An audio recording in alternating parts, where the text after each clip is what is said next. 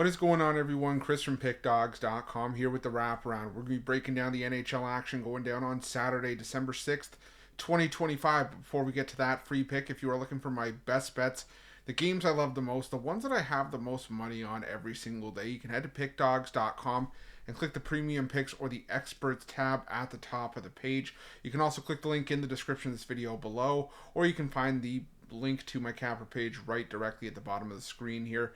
We give out so much free pick content here at Pickdawgz that you know the plays in the premium side are the best of the best.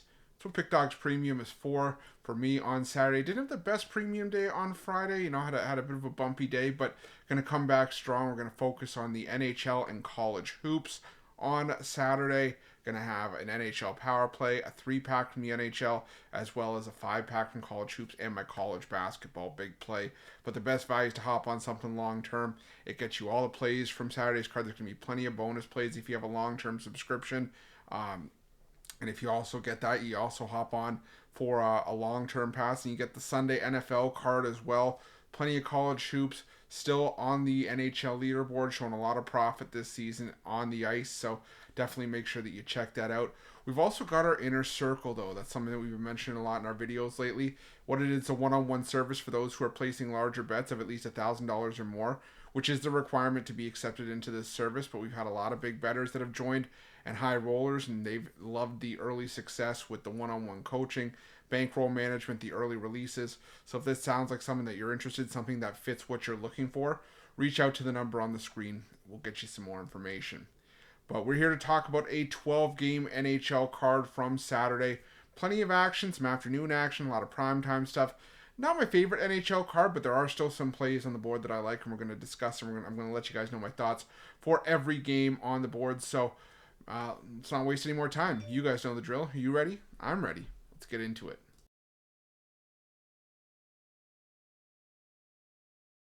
Our first game takes us to Madison Square Garden, where the Colorado Avalanche pay a visit to the New York Rangers. And, I wanted to get on the New York Rangers and the plus money in this spot, but, even with back-to-back wins and wins in 5 of their last 6, I can't get there because I'm just still not sold on the New York Rangers at home. Yes, they beat Dallas in their last home game, and like I said, they've won 5 of 6, but the Colorado Avalanche are not a team that drops back-to-back games very often, and this is still an Avalanche team that I trust tremendously in a spot like this. I think that, the Avalanche are just the better overall team, and while New York, is likely going to have, their best effort here for Colorado, I still think that Colorado gets it done on the road in this one. So I'm going to back Colorado and a lean on the money line.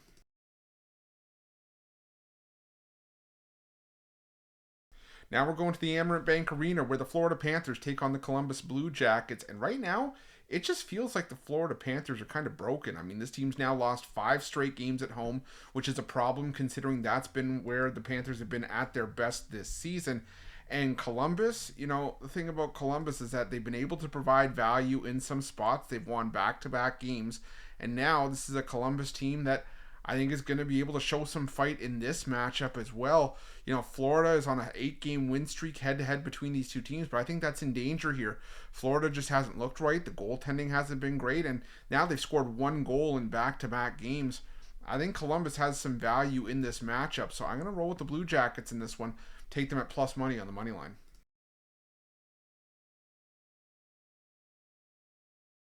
Now we're going to the Canadian Tire Center, where the Ottawa Senators take on the St. Louis Blues.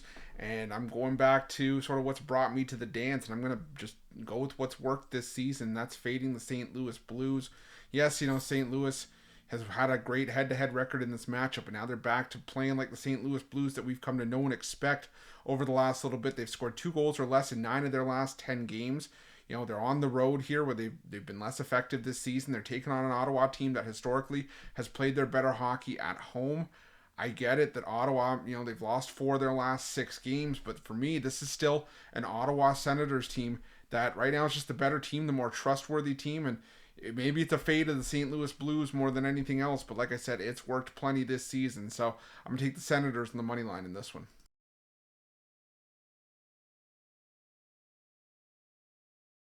Now we're going to the Benchmark International Arena for this game between the Tampa Bay Lightning and the New York Islanders.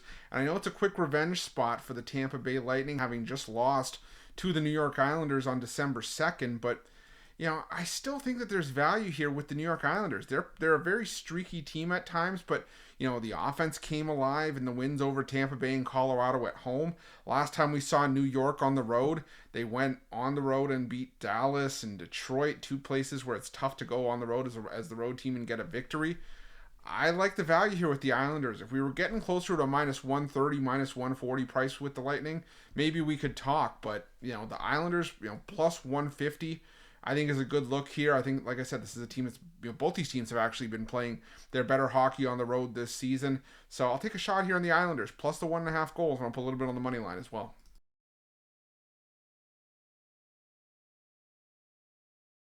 Now we're off to the Scotiabank Arena for this original six rivalry matchup between the Toronto Maple Leafs and the Montreal Canadiens. And, Toronto, I faded them against Carolina to close out their road trip, and I was left wrong. I mean, Toronto came out and they punched Carolina in the mouth and got the win in that one. Now they begin a homestand where Toronto's been far more effective this season. They've won 4 of their last 5 games.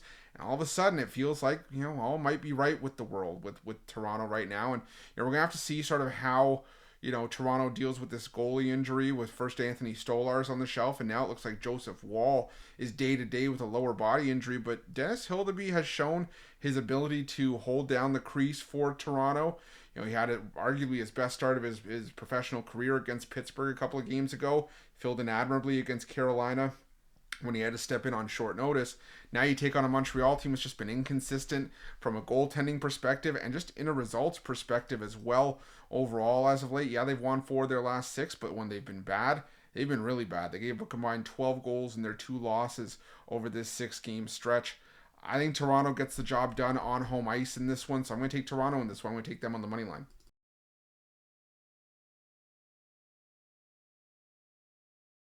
Now we're going to the Scotiabank Saddledome for this game between the Calgary Flames and the Utah Mammoth. And even though Utah is on the back-to-back in this game, I still think that they are the play here. Calgary back to being inconsistent. Yes, they picked up a nice win at home over Minnesota, and actually their last 2 home wins have come over Minnesota and Dallas, 2 of the better teams in the Central Division. This is a Utah team that is still, gone just 7-9-2 on the road, but they picked up back-to-back road wins over Vancouver and Anaheim by a combined score of 11-1. It's the final game of this road trip for Utah. But I think that they finish it in style. I think that Calgary is still going to be a team that I'm going to have a hard time trusting for much of the season. I don't trust the goaltending. I don't trust the offense to be consistent and string together consistent results. So I'm going to take the Utah Mammoth in this one at a great price. I'm going to take them on the money line.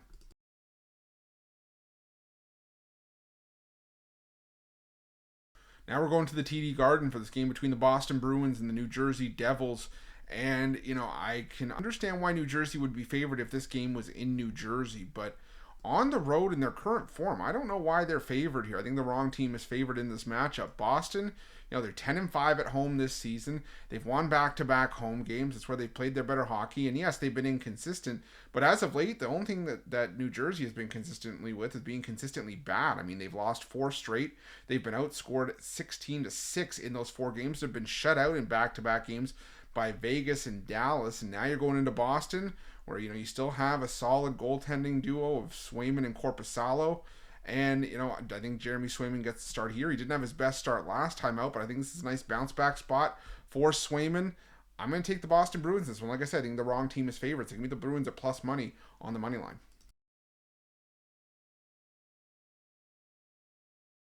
Now we're going to the Lenovo Center for this game between the Carolina Hurricanes and the Nashville Predators. And I went back and forth on this one because Nashville, has been playing well. I mean, they've won 3 straight on the road and 4 of their last 5 overall. But I still think I have to go back to Carolina here just because I just have a hard time trusting Nashville to put up consistent results on the road. Like I said, I understand they've won 3 straight away from the Bridgestone Arena, but this is still a Carolina Hurricanes team that's played really well at home over the years. They have identical home and road records this season at 8-4-1, but I still think that Carolina's the better team in this matchup. Not a game I'm rushing to the window to bet. Probably one of my least favorite games on the board, actually, in all honesty, for Saturday's card. But I'll lean towards Carolina to get the job done in 60 minutes. Get this minus 220 price down to around something more manageable, around minus 140.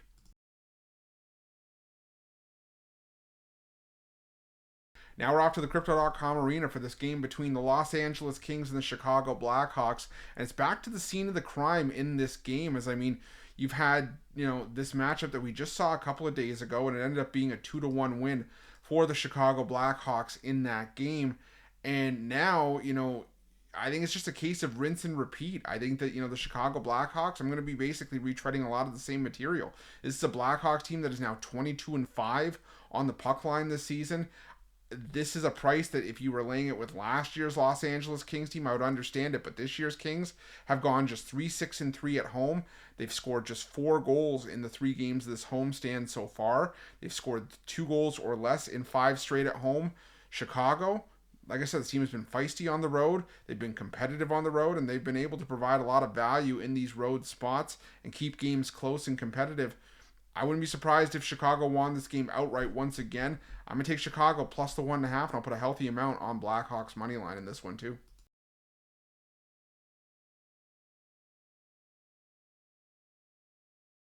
Now we're off to Climate Pledge Arena, where the Seattle Kraken take on the Detroit Red Wings.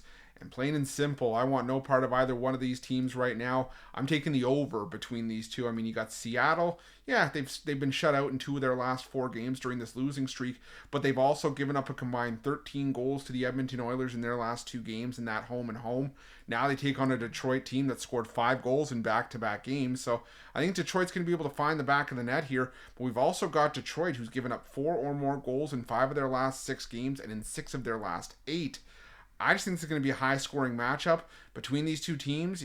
Each of the last 9 meetings, basically all of the 9 meetings between these two teams all time, have seen at least 6 goals. And I think we're going to see upwards of 6, 7, maybe 8 goals in this game too. So I'm going to roll with the over between the Kraken and the Red Wings.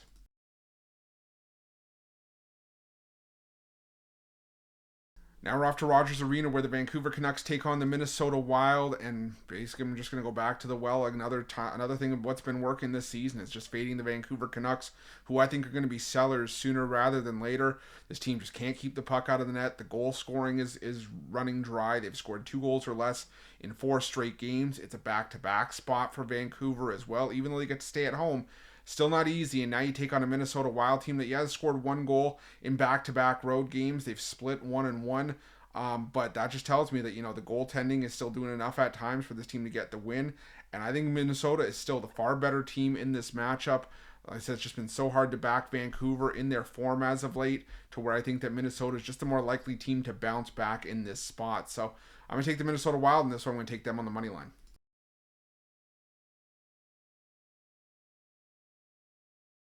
And our final game from Saturday's card takes us to Rogers Place, where the Edmonton Oilers take on the Winnipeg Jets. And, the Winnipeg Jets managed to get one by me the other night, and, that's all well and good for them. Congrats, kudos. But at the end of the day, still not seeing any of my hard-earned money against the Buffalo Sabres, against the Edmonton Oilers, especially on a back-to-back. Now it looks like it's going to be Thomas Milic who gets the start here. Milic hasn't been great in his limited action. You're taking on the Edmonton Oilers, who clearly found something against the Seattle Kraken in that back-to-back, and while they've been inconsistent, they've alternated wins and losses in 6 straight games. I still think they're the better team in this matchup, and as volatile as Edmonton's goaltending can be, it's at least a pair of goaltenders in Pickard and Skinner that I can at least trust to put up a decent result once in a while. I don't know what we're getting from the Winnipeg Jets on any given night, and we saw last time out just how dangerous this Oilers offense can be, putting up 9 goals against the Kraken. I think the Oilers get this one done, and I think they get the win here inside 60 minutes. So I'm going to take the Oilers in regulation to round things out.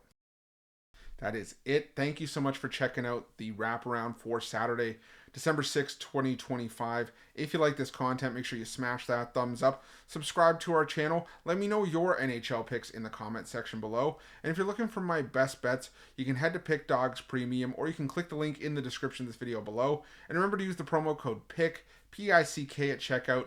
Get 15% off your purchase. Best of luck. We'll see you guys soon.